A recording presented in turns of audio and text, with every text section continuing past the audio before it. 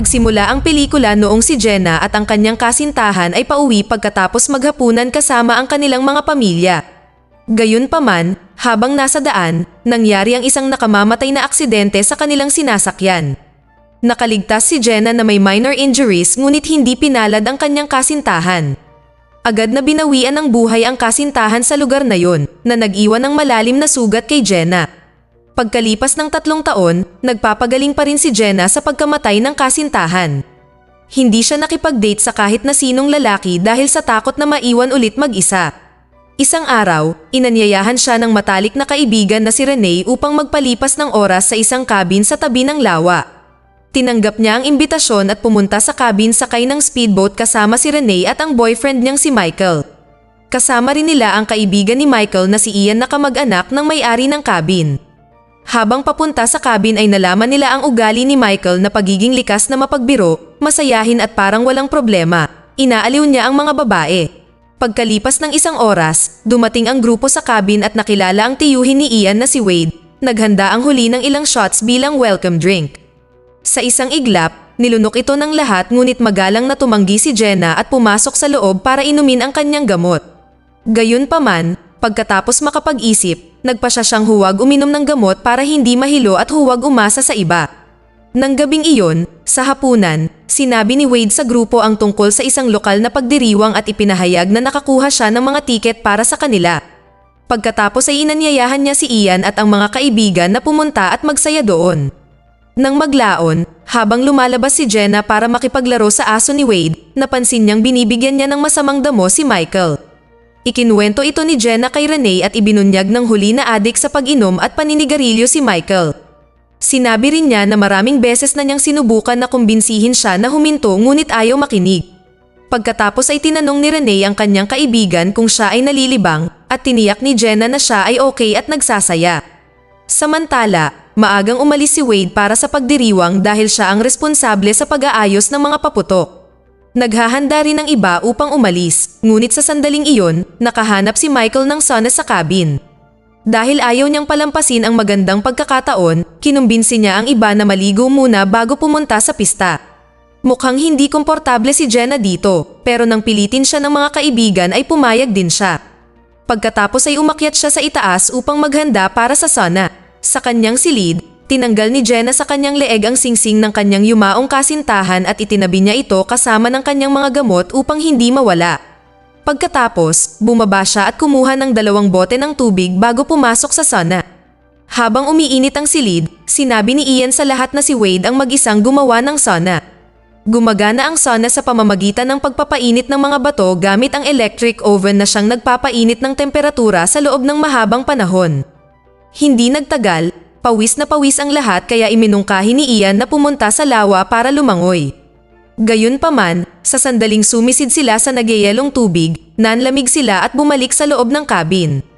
Ang mga lalaki ay pumunta sa kusina upang uminom habang ang mga babae ay bumalik sa sauna upang magpainit. Hindi nagtagal, nalasing si Michael at bumalik siya sa sauna kasama si Ian. Doon, hiniling niya kay Renee na samahan siya sa kanilang silid ngunit tumanggi ito dahil ayaw niyang manatili sa tabi niya kapag lasing siya. Patuloy pa rin niyang pinapagalitan si Michael kaya umalis na lang ang lalaki upang uminom ulit at manigarilyo. Pagkatapos niyang lumabas, ipinahayag ni Renee ang kanyang pagkadismaya sa problema ni Michael sa pag-inom. Binanggit niya na sa tuwing pupunta sila sa isang party, palagi siyang nalalasing at kailangan niyang alagaan siya. Napakabait at maunawain niya noon, pero ngayon nagbago na siya. Gayunpaman, si Ian, na naroon din sa silid, ay sinubukang ipagtanggol at ipaliwanag ang pag-uugali ng kanyang kaibigan. Lalo lang nitong pinatindi ang galit ni Renee dahil napuno na siyang alagaan ng iba. Maya-maya ay nakarinig ang lahat ng malakas na ingay mula sa labas. Sa pag-aalala na baka nadulas at nasaktan si Michael, nagpasya si Renee na tingnan siya. Gayunpaman, sa kung anong kadahilanan, hindi niya mabuksan ang pinto ng sauna. Naguguluhan, sinubukan din ni Ian na buksan ito, ngunit walang tagumpay. Si Jenna ay nagsimulang magpanik at sumigaw ng napakalakas sa takot na may masamang nangyari. Mabilis siyang pinatahimik ni Renee at tinanong kung nakainom na siya ng kanyang gamot ngunit inamin ni Jenna na hindi niya ininom ang kanyang mga gamot dahil sinusubukan niyang mabuhay nang wala ang mga ito. Maya-maya, ang lahat ay nagsimulang maging desperado at sumigaw sila para kay Michael sa harap ng maliit na salamin na bintana. Gayunpaman, pagkatapos ng maraming mga pagtatangka, hindi sila nakakuha ng anumang tugon. Sigurado si Ian na binibiro lang sila ni Michael at sa huli ay papakawalan niya sila. Gayunpaman, inihayag ni Jenna na binigyan siya ni Wade ng weed kaya kahit na ito ay isang kalokohan, makakalimutan ni Michael na ikinulong niya sila sa loob ng sauna. Para naman kay Renee, nananatiling neutral siya, marahil ay dahil malapit na siyang maluto sa mainit na sauna. Nang matapos ang tatlo sa kanilang maliit na argumento, tumingin si Ian sa glass window at napansin niyang may nakaharang sa pinto. Iminungkahi ni Renee na basagin ang bintana ngunit ayaw ni Ian na masira ang ari-arian ng kanyang tiyuhin. Iginiit niya na hahanap sila ng ibang paraan upang makalabas, tinitiyak na mayroon silang sapat na supply ng hangin. Binigyang diin pa niya na ang kanilang pangunahing alalahanin ay ang pagtaas ng temperatura sa silid. Pagkatapos ay may napansin si Jenna sa likod ng thermometer at ipinaliwanag ni Ian na ito ay isang thermostat. Gayunpaman, hindi nila maaaring patayin ang init gamit ito dahil ang mga kontrol ay nasa labas ng sauna.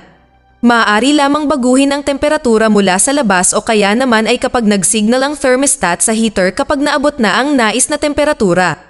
Sa makatuwid, pinayuhan ni Ian ang mga babae na huwag galawin ang thermostat. Sa susunod na eksena, biglang sumingaw ang gas at nag-aalala si Ian na ang temperatura sa silid ay unti-unting tumataas. Nawawalan na ng pasensya si Renee kaya kumuha siya ng sandok at sinubukang basagin ang salamin na bintana ngunit hindi ito nagtagumpay.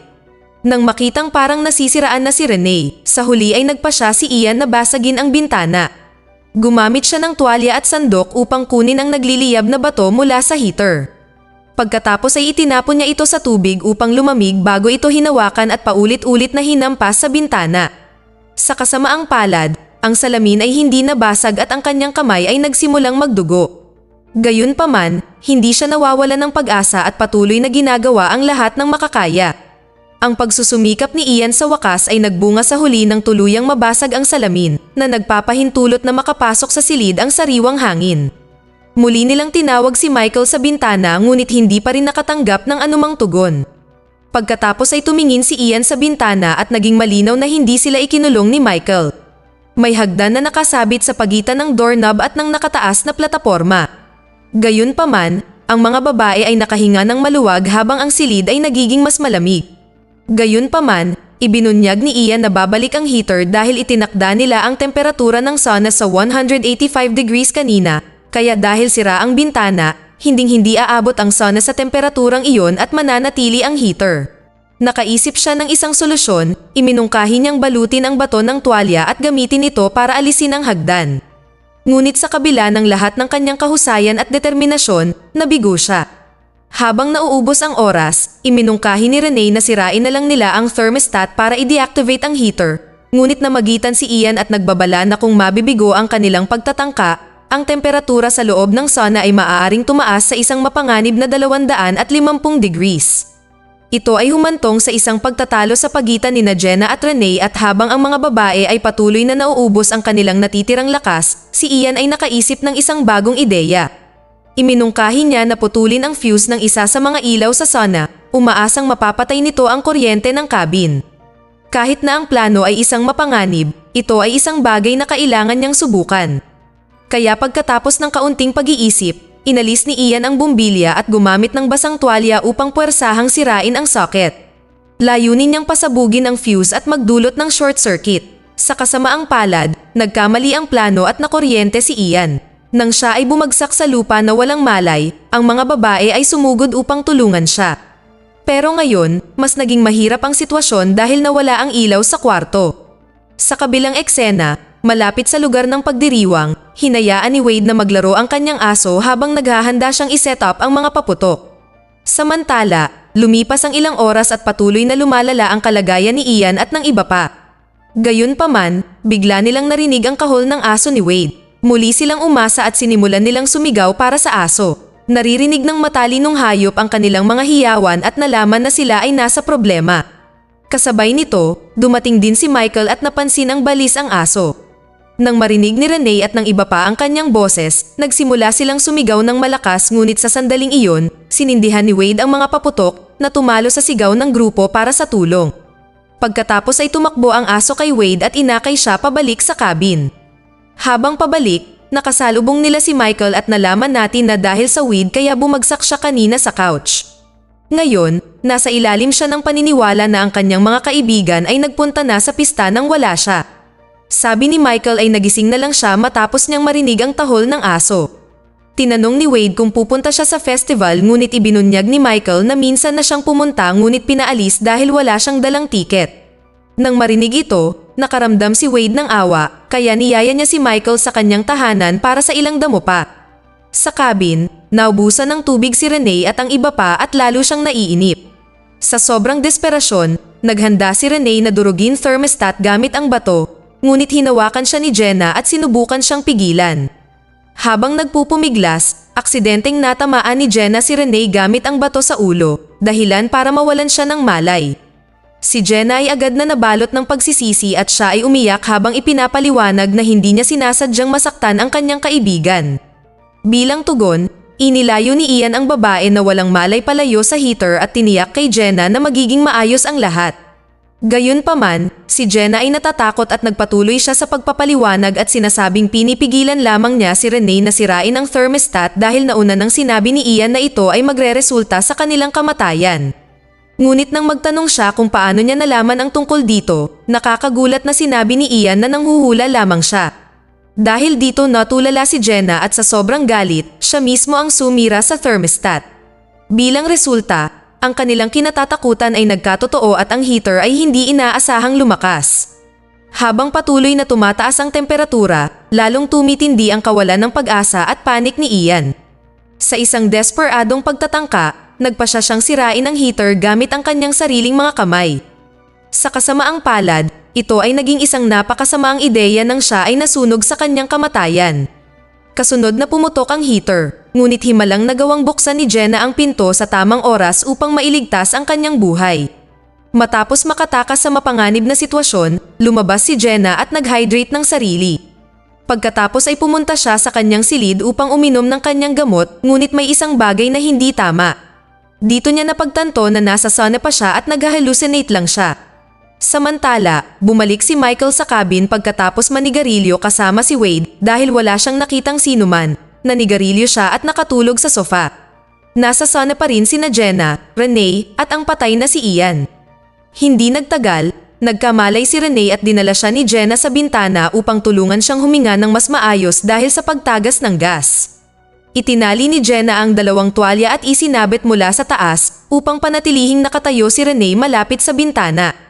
Pagkatapos ay hinanap niya ang pinagmulan ng pagtagas ng gas at tinakpan ito ng sandok bago siya mawalan ng malay. Kasunod nito, dinala tayo sa isang flashback na nagpapakita kung paano nagsimula ang problema. Lumalabas na natisod si Michael kanina sa labas ng sauna, hindi sinasadyang natumba ang ilang bagay. Dahil sa kanyang pagkalasing, hindi niya nilinis ang kalat at iniwan ang hagdan na nakaposisyon sa pintuan, na kalaunan ay naipit sa pagitan ng pinto at ng elevated na sahig, nang tangkain ni Renee na lumabas ng sauna. Sa kasalukuyan, bumalik si Wade at napansin niyang nakulong si Renee sa sauna nang sumilip siya sa bintana. Naalarma, agad siyang nakipag-ugnayan sa mga awtoridad na ipinatawag ang pulisya at mga paramedic. Nang sa wakas ay nailigtas ang mga survivors, napagtanto ni Michael ang kanyang pagkakamali at napaluha sa pagsisisi. Nagtatapos ang pelikula sa loob ng ambulansya kung saan inabot ni Renee ang kamay ni Jenna, naghahanap ng comfort at suporta. Dito na nagtatapos ang kwento. Sana ay nagustuhan nyo. Mag-subscribe na kung hindi ka pa nakasubscribe. Pindutin na rin ang notification bell at like button upang matulungan ang channel and leave a comment down below. And as always, thank you for watching.